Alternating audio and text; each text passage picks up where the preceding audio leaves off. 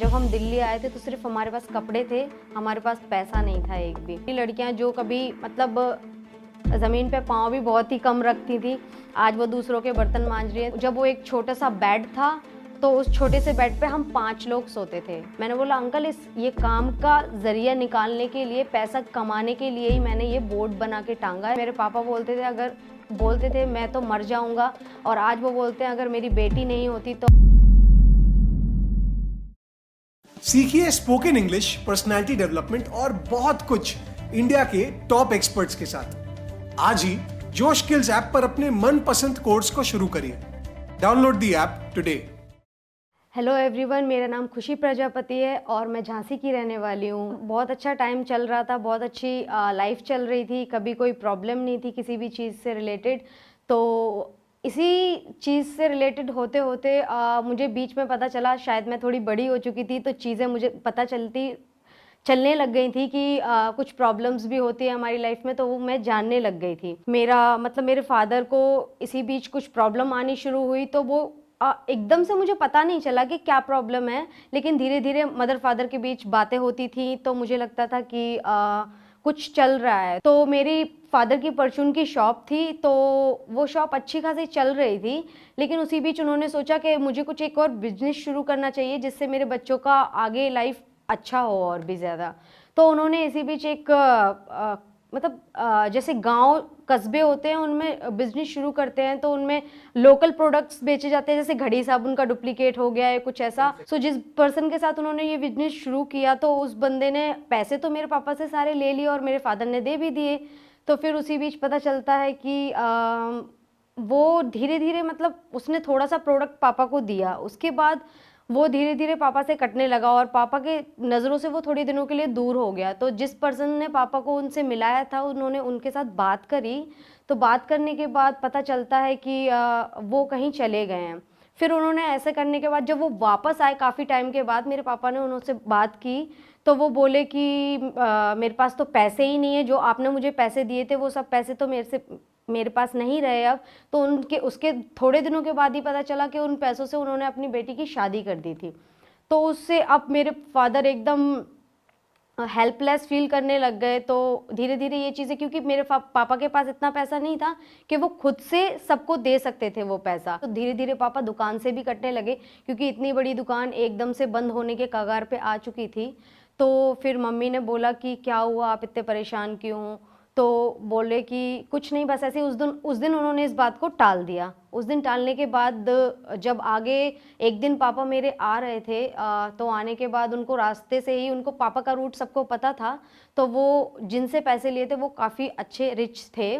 तो उन्होंने बोला, वो उन पापा को लेके ऑटो से चले गए, क्योंकि पापा का एक पर्सनल ऑटो था, वो हमेशा उसमें ही ट्रैवल करते थे। तो वो उनको लेके चले गए वहाँ से, और उनको काफ़ी मारा होगा उन्होंने, इतना मतलब मारा होगा। तो आई कांट इमेजिन कि उस समय मतलब मैं बहुत अच्छा फील नहीं कर पा रही थी। जैसे ही वो घर आए तो ये सारी चीज़ें मेरी मदर के साथ मतलब उन्होंने शेयर भी नहीं करी एक्चुअली। वो जस्ट ऐसे ही आके, जब बंदा एकदम टूट जाता है तो वो आके एकदम से बैठ गए, और मेरी मम्मी ने बोला कि आपको क्या हुआ? तो उन्होंने बताया कि कुछ नहीं हुआ मुझे, मैं ठीक हूँ बस। तो पापा जस्ट कपड़े निकाल रहे थे, पापा मम्मी ने उनकी पीठ पे, पैर पे थोड़े निशान देखे, तो मम्मी बोल रही कि आपको क्या हुआ? तब उस दौरान मतलब मुझे भी ये चीज़ पता चली और मेरी मम्मी को भी कि जिससे उन्होंने पैसे लिए थे, तो वो पर्सन ने पापा को पकड़ा और वो लेके गया। उन्होंने उनको बहुत मारा। तो मतलब हम लोगों को बहुत रोना भी आया, बहुत अच्छा फील नहीं हुआ, क्योंकि मेरे फादर बहुत ही सीधे साधे व्यक्ति हैं और वो कभी किसी का बुरा नहीं चाहते। तो ये सब चीज़ें हुई, तो मम्मी ने बोला कि देखते हैं अभी, कुछ करते हैं। तो जैसे ही मम्मी के पास अपनी ज्वेलरी थी पर्सनल, हमारी भी ज्वेलरी थी काफ़ी सारी, तो वो जिसका देना था, तो मम्मी ने बोला धीरे धीरे करके जिसका देना है तो आप दो। तो किसी किसी का तो दे रहे थे, लेकिन उतने से वो पूरा नहीं होना था, 15-20 लाख बहुत होते हैं। तो वो सब होने के बाद होते होते धीरे धीरे सब घर में भी आने लग गए लोग, और मैंने उसी बीच, जब ये सब प्रॉब्लम्स पता नहीं थी, उसी बीच मैं बहुत सारे कोर्सेज कर रही थी, ब्यूटिशियन डिप्लोमा और स्टिचिंग, ये सब मैं कर रही थी। तो मैंने एक बोर्ड लगा दिया छोटा सा स्टिचिंग करने के लिए, कि किसी को भी नीड हो तो वो मुझे कपड़े सिलने के लिए दे सकता है। तो वो बोर्ड लगा देखा, एक बंदा आया घर पे, उन्होंने बोला कि देखो इनकी लड़की तो इतना काम कर रही है, हर चीज़ कर रही है और ये पैसे नहीं दे रहे हैं।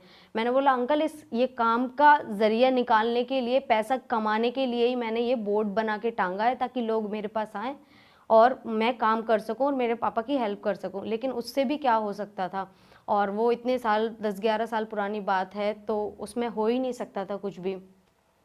तो जब ये सारी चीज़ें चल रही थी तो एक मेरे पापा की धीरे धीरे हम ज्वेलरियाँ देते जा रहे थे, जितनी ज्वेलरी हमारे पास थी।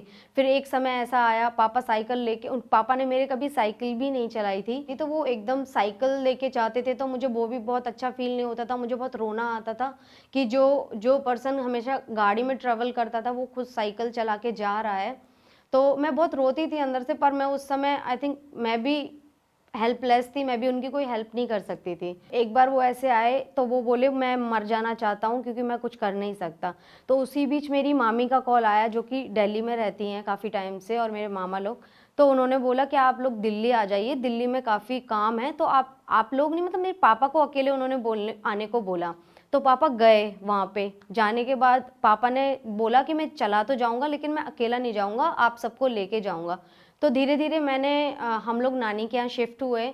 वहाँ पे मेरे मामा थे जो अब इस दुनिया में नहीं हैं, तो वो हमें लेके गए वहाँ पे पहुँचाया। फिर मामी के यहाँ भी बहुत स्ट्रगल हुआ हमारे साथ, वो कुछ 2-3 दिन तो हमारे साथ अच्छा बिहेव किया उन्होंने, क्योंकि हम लोग रिसेंटली पहुँचे थे और मेरे पापा के पास जब पैसा था तो बहुत अच्छे से ट्रीट करते थे सब हमें।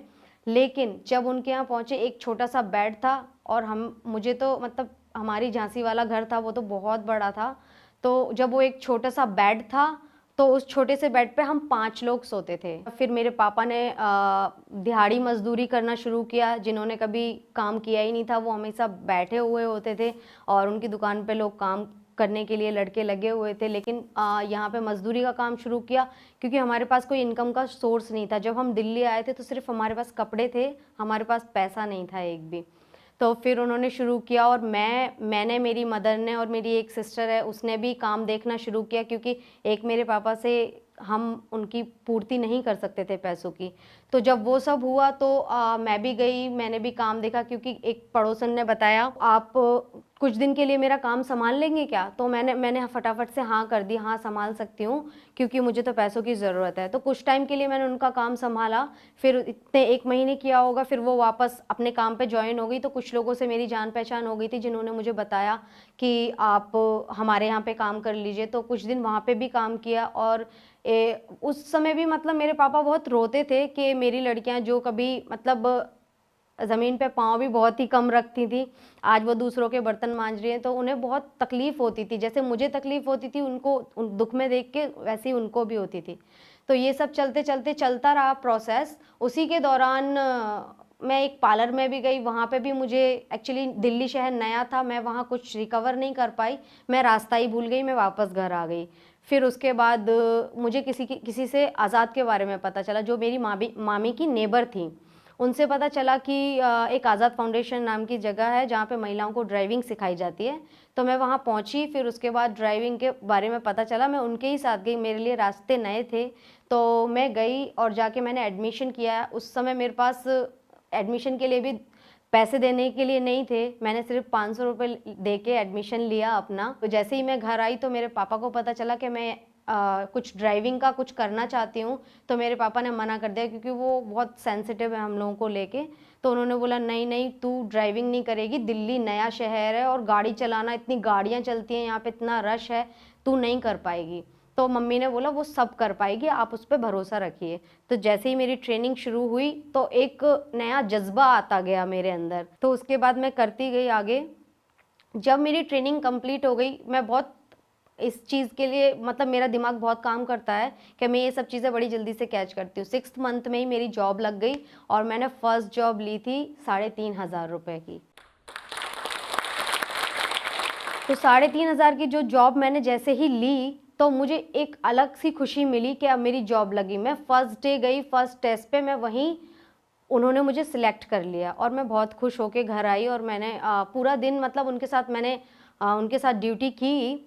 फिर मैं शाम को घर पहुंची, मैंने अपनी माँ को सुनाई ये खबर, अपने पिताजी को, वो बहुत खुश हुए और रोकर मुझे गले से लगा लिया। मतलब ऐसे बताने में बहुत ही ऐसा लग रहा होगा आप लोगों को, लेकिन मैंने ये फील किया है तो मैं समझ सकती हूँ मुझे कितनी तकलीफ और खुशी दोनों ही हुई है। तो इसके बाद ये सफ़र ऐसे ही चलता रहा। इसके बाद मैं कमर्शियल ड्राइवर बनी, मैंने अपना कमर्शियल लाइसेंस बनाया, आज़ाद के साथ ही जुड़ी रही। मैं 2009 से आज़ाद से जुड़ी थी, तो धीरे धीरे करके स्टेप बढ़ाए। 2 साल के बाद मैं कमर्शियल ड्राइवर बनी। फिर मैंने सखा कैब्स चलाई, वो भी मैंने 5-6 साल चलाई और वहाँ मेरी सैलरी थी 8,500। तो मैं और ज़्यादा खुशी हुई मुझे, क्योंकि मैं सेविंग सबसे पहले, जैसे ही मैंने जब वो पहली जॉब ली थी तो मुझे वहाँ पे मैंने सबसे पहले अपनी LIC शुरू की थी, जो कि मुझे लगा था एक इन्वेस्टमेंट है उसमें, तो वो की थी। उसके बाद जब कमर्शियल में ज्वाइन कर लिया, उसके बाद मेरी सैलरी होने लग गई, आगे बढ़िया चलने लग गया, सब कुछ अच्छा होने लग गया। धीरे धीरे मैं अपनी सारी सैलरी अपनी माँ को देती थी और अपने पास में 1 भी रुपये नहीं रखती थी। जो मुझे किराए के पैसे मांगने होते थे वो मैं अपनी माँ से ही मांगती थी और सब बढ़िया चलने लग गया। धीरे धीरे मेरी माँ इन्वेस्ट कर रही थी मेरे पैसों को, क्योंकि हमें प्रॉपर्टी लेनी थी। प्रॉपर्टी लेने के लिए तो लंबा समय चाहिए, हाँ, लेकिन मेरी माँ ने सेविंग्स की और हम लोगों ने प्रॉपर्टी ली। कुछ टाइम पहले प्रॉपर्टी ली और आज मैंने प्रॉपर्टी वो एक बिल्डिंग के रूप में एक घर बना दिया है। मेरे माता पिता मेरे ऊपर बहुत गर्व करते हैं, क्योंकि मेरे पापा बोलते थे मैं तो मर जाऊंगा, और आज वो बोलते हैं अगर मेरी बेटी नहीं होती तो आज मैं फिर से मेरी खुद की प्रॉपर्टी में नहीं बैठा होता, और वो प्रॉपर्टी मैंने अपनी माँ के नाम पे ली है। तो उस समय अब जब ये चीज़ हुई तो मेरे अभी सब रिलेटिव्स हमसे कनेक्टेड भी हैं और अब खुश भी हैं कि मतलब ये सब अब, क्योंकि हमारे पास फिर से पैसा आ गया है, एक्चुअली बात ये है। तो और सखा ने, आज़ाद ने मुझे इतना सपोर्ट किया कि मैं उनका जितना थैंकफुल रहूं उतना कम है, क्योंकि अगर वो नहीं होते तो शायद मैं ये कर नहीं पाती, क्योंकि मुझे बीच में मकान बनाने के लिए लोन की भी ज़रूरत पड़ी थी, तभी मैंने वो आज़ाद से ही लिया था और उन्होंने उस समय मुझे बहुत हेल्प किया। और मेरे सिस्टर एंड ब्रदर सब पढ़ाई कर रहे हैं, और मेरा भाई इंग्लिश टीचर है आज, और मेरी सिस्टर इंग्लिश टीचर है, और वो भी अपनी अपनी पढ़ाई कर रहे हैं और अपने पैरों पे खड़े हैं, और मैं भी अपना एजुकेशन आगे कर रही हूँ ताकि मैं आगे और भी कुछ कर सकूँ। क्योंकि मैंने जब ये सब शुरुआत की थी तब मुझे नहीं पता था कि मैं इतनी हिम्मत वाली लड़की हूँ, क्योंकि धीरे धीरे ये प्रॉब्लम्स मैंने फेस की और मेरे अंदर ये अब बोल्डनेस आती गई ताकि मैंने ये चीज़ें कर पाई। और मैं मेरे खुद पे भरोसा तो था ही था, लेकिन मेरे अंदर से भी एक आवाज़ आती रहती थी कि हाँ तू कर सकती है। और अगर मैं कर सकती हूँ, मेरा बैकग्राउंड बहुत बोल्ड नहीं था, क्योंकि मेरे घर में कोई ऐसा ड्राइवर भी नहीं था, लेकिन मैं ड्राइवर बनी और मैंने इतना कुछ किया और अपनी लाइफ में सक्सेस भी ली। और ये सब करने के बाद आज मैं सबको मतलब यही सजेस्ट करूँगी, अगर मैं कर सकती हूँ तो आप सब भी कर सकते हैं, क्योंकि अगर खुद पे भरोसा रखा जाए तो आप सब भी कर सकते हैं। Thank you. उन्होंने मेरा CV लिया और मेरे हाथ पे ही रख दिया। बोला तुम यूपी वाले आ क्यों जाते हो जब तुम्हें बोलना ही नहीं आता। मेरा नाम लक्ष्मी वर्मा है। मैं बेसिकली फिरोजाबाद यूपी से हूँ। फर्स्ट टाइम जब दिल्ली आई तो मेरा पहला इंटरव्यू था, तो उनका फर्स्ट क्वेश्चन ये था कि इंट्रोड्यूस योरसेल्फ। तो इंट्रोड्यूशन में क्या बोलते हैं मुझे ये नहीं पता था, तो मैं चुप हो गई। तो उन्होंने मेरा CV लिया और मेरे हाथ पे ही रख दिया। बोला तुम यूपी वाले आ क्यों जाते हो जब तुम्हें बोलना ही नहीं आता। मुझे ऐसा लगा कि किसी ने मेरे मुंह पे तमाचा दिया हो, और मैं कुछ समझ में नहीं आ रहा था, उससे कुछ बोल भी नहीं सकती थी। तो फिर मैंने CV लिया और लौट के चली आई। फिर उसके बाद तो फिर मैंने इंटरव्यू ही नहीं दिए।